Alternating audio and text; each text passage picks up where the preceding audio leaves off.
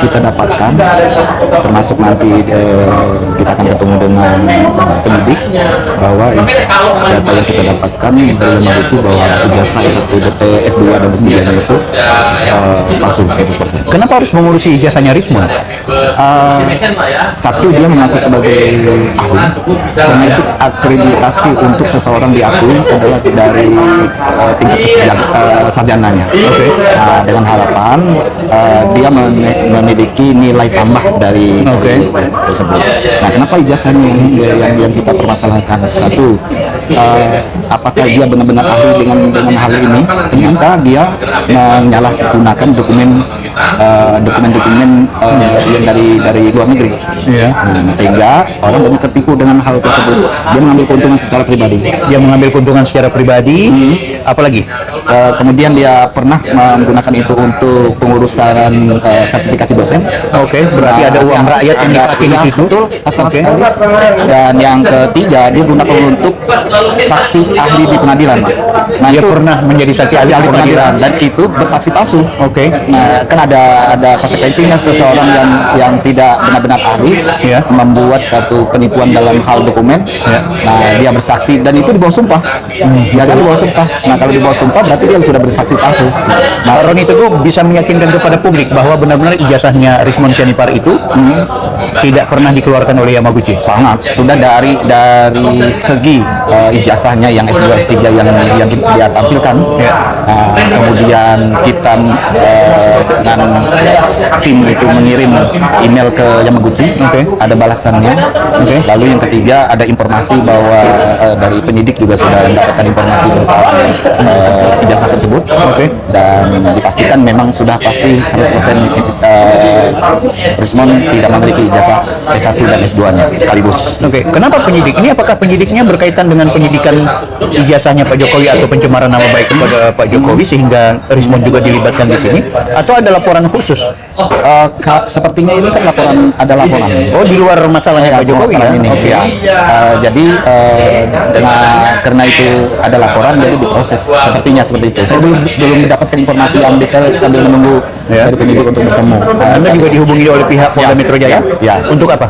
Untuk memverifikasi, untuk melihat data-data yang diterima dari Yamaguchi. Siapa Roni Teguh sehingga harus dilibatkan sebagai orang yang harus ikut memverifikasi? Pertama, karena saya lulusan Jepang. Terus yang kedua, secara kependidikan saya mengerti, tahu secara 3 tahun itu bagaimana proses mendapatkan proses doktoral itu. Dari pertama masuk sampai menerima ijazah. Nah, termasuk juga jenis ijazah itu ijazah bahasa Inggris dengan yang berbahasa Jepang, Nihongo, kemudian transkrip bahasa Inggris dan transkrip bahasa Jepang. Jadi ada 4 dokumen yang kita terima. Nanti dilegalisir, dikirim ke kedutaan kita di Indonesia di Jepang untuk memberitahukan bahwa kita sudah masuk sekolah atau sudah pulang sekolah. Nah, dengan nanti kita akan verifikasi lagi di Kementerian Riset dan Teknologi untuk mendapatkan penyetaraan ijazah luar negeri.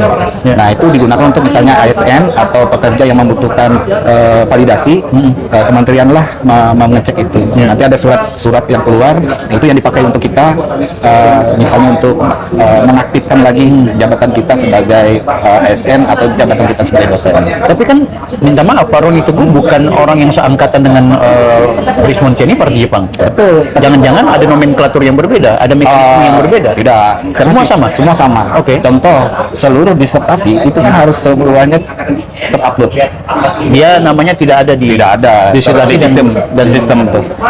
Nah, kenapa dia itu tidak terupload, sementara dosennya Profesor Meike Hidetoshi itu ada tercatat di Kyushu University. Nah, kenapa dia tidak ada? Karena datanya adalah data intelijen? Tidak.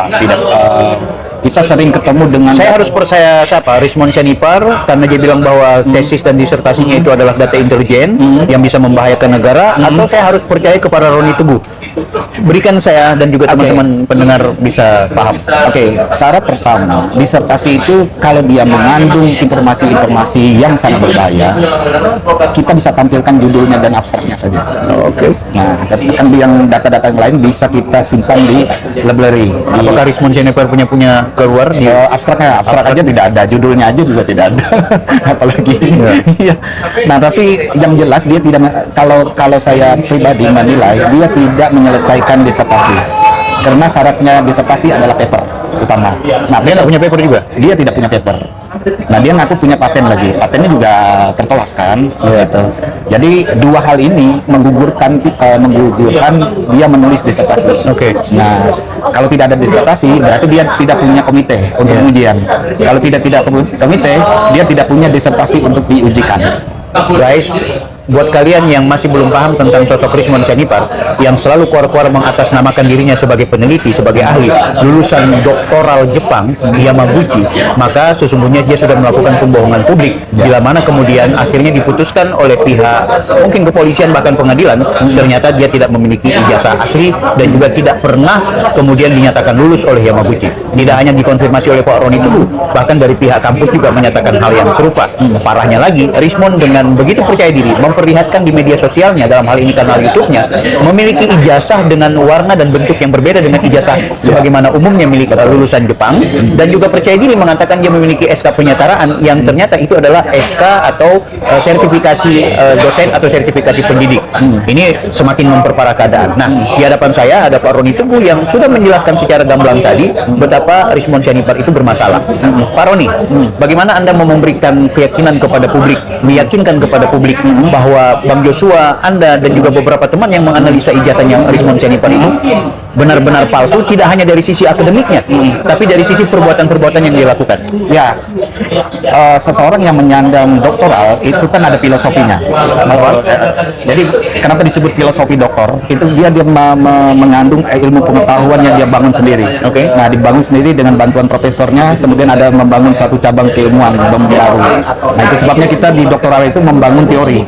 Jadi teori-teori baru yang kita tulis dalam paper, tulis dalam proceeding, tulis dalam disertasi dengan harapan itu yang nanti akan dikembangkan lagi. Nah, itu spesialisasi, tidak ahli dalam bidang tertentu kan gitu. Nah, karena di Jepang itu mereka banyak bidang kekhususan. Nah, kenapa ijazah Rismond ini? Karena satu sudah beda. Di bahasa Inggris itu dia gunakan tanda tangan. Nah, di bahasa Jepang dia tanda tangan juga. Itu dua hal yang berbeda. Di Jepang itu yang harusnya yang versi Jepang itu dia kanji tanda tangannya. Ijazah yang versi Jepang tulisannya adalah kanji yang digunakan. Kanji, termasuk tanda tangan rektornya. Semaksud tanda tangannya bukan tanda tangan apa yang melainkan tanda tangan biasa, kata kanji. Ya. Sementara punyanya Rismond dua-duanya menggunakan tanda tangan biasa. bahkan ada di kanjinya itu tertulis tulisan Latin. Betul. Namanya sendiri Rismond Hasiolan Sianipar. Nama rektor itu tidak boleh Latin. Dia ada Nihongo version, dia harus menggunakan kanji. Oke. Nah, kemudian di stempel. Nah, punya Rismond stempelnya cuma satu, Yamaguchi. Dia nggak bisa ketemu ininya stempelnya punya rektornya. Itu sulit karena itu sangat privat sekali. Artinya Pak Roni bukan cuma mau bilang Rismond tidak lulus, melainkan dia pun memalsukan ijazah. Betul. Guys, bukan cuma tidak tercatat sebagai mahasiswa lulusan, tapi memalsukan dokumen yang dia tuduhkan bahwa Pak Jokowi melakukan hal itu. Ya. Pak Roni, Anda akhirnya secara konsekuensi dituduh sebagai ternak Mulyono. Iya, itu resiko. Artinya saya hanya menyampaikan bahwa di Jepang itu seperti itu. Oke. Proses belajarnya dan buktinya saya berhasil untuk mendapatkan gelar PhD dari Jepang dalam ilmu sistem sains dan informatik. Nah, terus bagaimana dengan yang yang terjadi bahwa proses ini dia harus lalui gitu. Kalau tidak dilalui, gagal, beasiswa habis. Itu banyak kasusnya. Di Jepang itu banyak ya. Sebelum dia selesai beasiswanya habis atau dia tidak selesai menyelesaikan target-target itu banyak seperti itu.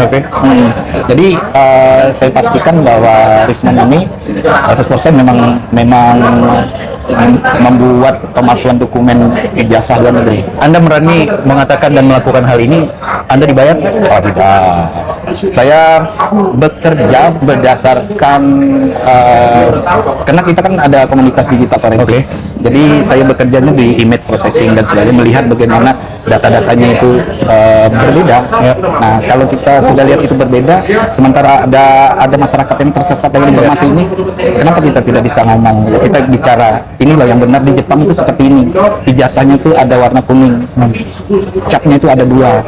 Nah, kemudian capnya tidak 1. Terus bukan dia ada mapnya, map khususnya. Mapnya itu nyambung. Jadi antara ijazah S1 ijazah bahasa Inggris dan bahasa Jepang itu jadi 1. Jadi waktu kita buka wisuda, itu dua-duanya terbuka. Itu terjadi di era 90-an, di era Semua sampai dengan semua. Jadi yang senior saya yang tahun 94 yang kuliah dulu